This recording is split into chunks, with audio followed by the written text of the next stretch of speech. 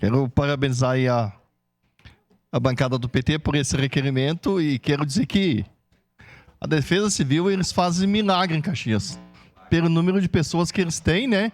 Pelo trabalho, que mais especificamente aí o Bagé, né? Que eu, com quem mais eu entro em contato, né?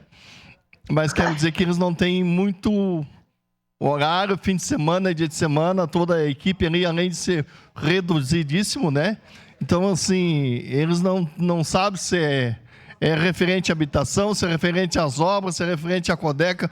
Os caras estão na rua mesmo. Então, quero parabenizar a essa reduzíssima equipe que tem, né?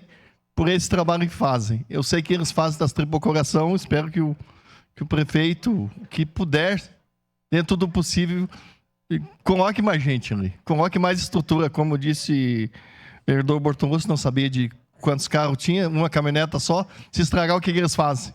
Eles vão ter que começar e aí nas colônias pedir um cavalo emprestado. Então é difícil a coisa, né?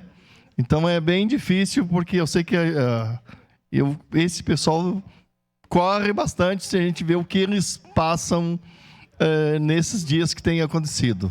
Então, assim, eu acho que eles têm dormido, como diz os soldados no quartel, em época de alerta, né? Dorme só com o olho. Então, eu acho que eles têm feito isso. Então, a Defesa Civil, meus parabéns pelo esse grande trabalho que eles têm feito, apesar de pouca estrutura que eles têm.